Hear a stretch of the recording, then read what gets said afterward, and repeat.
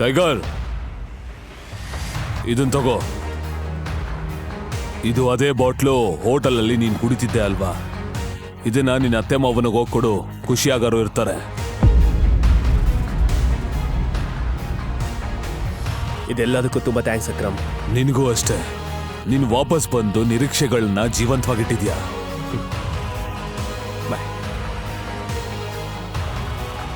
ಇವಾಗಾದ್ರೂ ಹೊರಗಡೆ ಬಾ, ಎಷ್ಟೊತ್ತು ರಿಂಗಲ್ಲೇ ಇರ್ತೀಯ. ಸ್ವಲ್ಪ ಸಮಯದ ನಂತರ ಸಾನ್ಯಾ ಮನೆ ಮುಂದೆ ಬಂದು ನಿಂತಿತ್ತು. ಸಾಮ್ರಾಟ್ ಕಾರಿನಿಂದ ಇಳಿದು ಮನೆಯ ಒಳಗೆ ಹೋದ.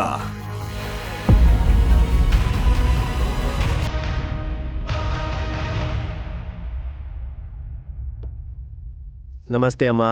ನಮಸ್ತೆ ಅಪ್ಪ. ಇದನ್ನ ನಿಮ್ಮಿಬ್ಬರಿಗೋಸ್ಕರ ತಂದಿದ್ದೀನಿ. ಅರೆ ವಾ, ಏನ್ ವಿಶೇಷ? ತುಂಬಾ ಎಕ್ಸ್ಪೆನ್ಸಿವ್.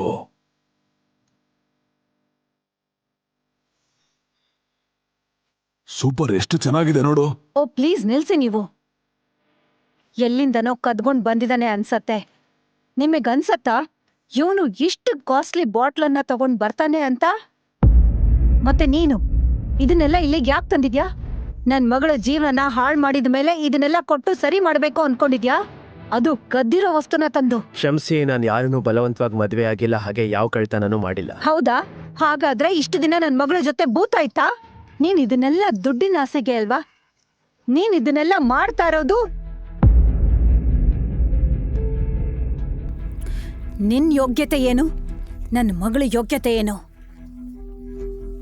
ಸಾಮ್ರಾಟ್ಗೆ ಇದನ್ನೆಲ್ಲ ಕೇಳಿ ಸ್ವಲ್ಪ ಬೇಜಾರಾಯ್ತು. ಯಾರೂ ಅವನ ಮಾತುಗಳನ್ನ ಕೇಳಲು ತಯಾರಿರಲಿಲ್ಲ. ಹೌದು, ಸಾನ್ಯಾಳ ಬಾಳು ಹೀಗೆ ಆಗುತ್ತೆ ಅಂತ ಅವನಿಗೆ ಗೊತ್ತಿರಲಿಲ್ಲ. ಅವನು ಹೇಗೆ ಆ ರೂಮ್ ನಲ್ಲಿ ಇದ್ದ ಮತ್ತು ಅವಳ ಜೊತೆ ಒಂದೇ ಹಾಸಿಗೆಯಲ್ಲಿದ್ದ ಅಂತ ಅವನಿಗೂ ತಿಳಿದಿರಲಿಲ್ಲ. ಯಾವುದು ಅವನ ಕೈಯಲ್ಲಿ ಇರಲಿಲ್ಲ. ಆದ್ರೆ ಏನ್ ಹೇಳಿದ್ರು ಅವರು ಅವನ ಮಾತನ್ನ ಕೇಳೋದಿಲ್ಲ ಅಂತ ಅವನು ಸುಮ್ಮನೆ ಇದ್ದ. ಕ್ಯೂಡನ ಮಾತು ಬರಲ್ವಾ ನಿನ್ಗೆ? ಶರ್ಮಿಳಾ, ಬಾ ಕುತ್ಕೋ. ಸಾಮ್ರಾಟ್, ನೀನು ಕೂಡ ಕುತ್ಕೋ. ಶರ್ಮಿಳಾ ಇನ್ನೂ ಕೋಪದಿಂದ ಅವನನ್ನೇ ನೋಡುತ್ತಿದ್ದಳು. ಸಾಮ್ರಾಟ್ ಕುಳಿತ ಮತ್ತು ರಾಜೀವ್ ಹೋಗೆಂದು ಹೇಳಿದ. ಅಲ್ಲಿ ಏನಾಯ್ತು ಅನ್ನೋದು ನಮ್ಗೆಲ್ಲ ಚೆನ್ನಾಗ್ ಗೊತ್ತು. ಸಾನಿಯಾಗೆ ಅದು ಹೇಗಾಯ್ತು ಅನ್ನೋದಕ್ಕೆ ಉತ್ತರನೇ ಇಲ್ಲ. ಆದ್ರೆ ಅಲ್ಲಿ ಏನೋ ತುಂಬಾ ತಪ್ಪಾಗಿದೆ ಅನ್ನೋದು ನನ್ನ ಭಾವನೆ. ಆದ್ರೂ ಏನೇ ಆಗಿರ್ಲಿ, ಈಗ ನಿನ್ನ ಮತ್ತೆ ಸಾನಿಯಾ ಸಂಬಂಧನ ಬದಲಾಯಿಸೋದಕ್ಕಾಗಲ್ಲ. ಸಾಮ್ರಾಟ್ಗೆ ಆಗಿದ್ದರ ಬಗ್ಗೆ ಪಶ್ಚಾತ್ತಾಪ ಇರಲಿಲ್ಲ. ಅವನು ಸಾನ್ಯಾಳನ್ನ ಭೇಟಿಯಾಗದೆ ಇದ್ದಿದ್ರೆ ಅವನು ಅಕ್ರಮ್ನನ್ನ ಭೇಟಿ ಆಗ್ತಿರ್ಲಿಲ್ಲ. ಹಾಗೆ ಸಾನ್ಯಾ ಹೆಸರನ್ನ ಹೊರಗಿನ ಪ್ರಪಂಚದಲ್ಲಿ ಕೆಡ್ಸೋಕೆ ಅವನಿಗೆ ಇಷ್ಟ ಇರಲಿಲ್ಲ. ಮದುವೆ ಮುರಿಬಾರ್ದು ಅನ್ನೋದನ್ನ ಅವನು ಬಯಸ್ತಿದ್ದ. ಹಾಗಿದ್ರೆ ಸಾಮ್ರಾಟ್, ನೀನ್ ಏನ್ ಕೆಲಸ ಮಾಡ್ತೀಯಾ? ನಾನು ಡೆಲಿವರಿ ಬಾಯ್ ಆಗಿ ಕೆಲಸ ಮಾಡ್ತಿದ್ದೆ.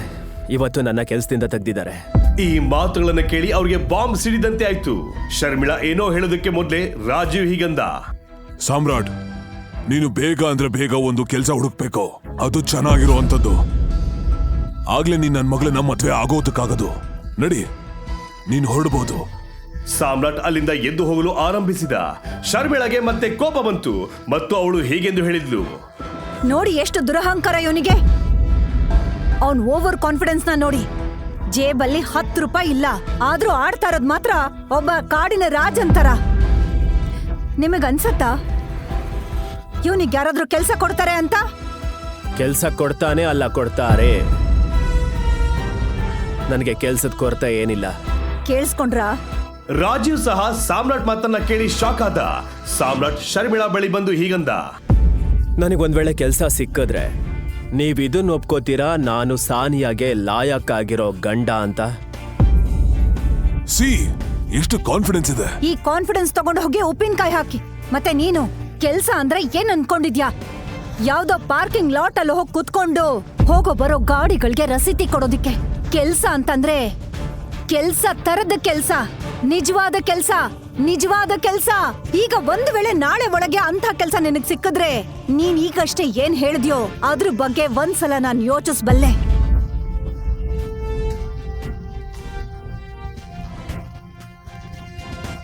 ಶರ್ಮಿಳಾ ಮಾತುಗಳನ್ನು ಕೇಳಿ ಸಾಮ್ರಾಟ್ ನಲ್ಲಿ ಒಂದು ದೊಡ್ಡ ನಗು ಮೂಡ್ತು. ಶರ್ಮಿಳಗೆ ಗೊತ್ತಿರಲಿಲ್ಲ ಸಾಮ್ರಾಟ್ ಯಾರು ಅಂತ ಮತ್ತು ಅವನ ಹಿಂದೆ ಯಾರಿದ್ದಾರಂತ. ಅವನು ತಲೆ ಅಲ್ಲಾಡಿಸಿ ಸರಿ ಅಂತ ಹೇಳಿ ಅಲ್ಲಿಂದ ಹೊರಟ. ರಾತ್ರಿ ತುಂಬಾ ತಡವಾಗಿತ್ತು. ಅವನು ಗೊತ್ತಿತ್ತು ಅವನು ಈಗ ಅವನ ಮನೆಗೆ ವಾಪಸ್ ಹೋಗಲು ಆಗಲ್ಲ. ಅವನು ಹೋಗಿ ಸಾನ್ಯಾಳ ರೂಮ್ ನಲ್ಲಿ ಮಲಗಬಹುದಂತ. ಅವನು ಸಾನ್ಯಾಳ ರೂಮ್ ಬಾಗ್ಲನ್ನ ಲಾಕ್ ಮಾಡ್ದ.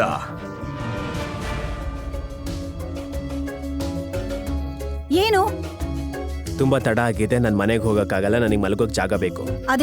ಅದಕ್ಕೆ ಅಂದ್ರೆ ನೀನೇ ಅಲ್ವಾ ಪೇರೆಂಟ್ಸ್ ಜೊತೆ ಮೀಟ್ ಮಾಡೋದಕ್ಕೆ ಕರ್ಸಿದ್ದು, ಮತ್ತೆ ಮಲ್ಗೋಕ್ ಸಹ ಜಾಗ ನೀನೇ ಕೊಡ್ಬೇಕು. ಏ ಹಲೋ, ಏನ್ ಅಂದ್ಕೊಂಡಿದ್ಯಾ? ಮತ್ತೆ ನನ್ ರೂಮ್ ಒಳಗಡೆ ಬರಕ್ ಬಿಡ್ತೀನ ನಾನು? ಹಾಗಾದ್ರೆ ನಾನು ಎಲ್ಲಿಗೆ ಹೋಗ್ಲಿ? ನನಗೇನ್ ಗೊತ್ತು, ಏನ್ ಬೇಕಾದ್ರೂ ಮಾಡು, ಆದ್ರೆ ಕಾಲ್ ತೆಗಿ, ಇಲ್ಲಾಂದ್ರೆ ಮುರ್ದ್ ಹಾಕ್ಬಿಡ್ತೀನಿ.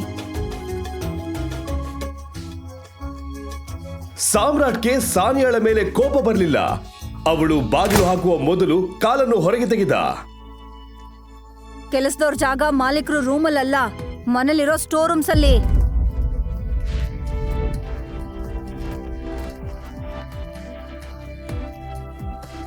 ಇದನ್ನ ಕೇಳಿ ಸಾಮ್ರಾಟ್ಗೆ ತುಂಬಾ ನೋವಾಯ್ತು.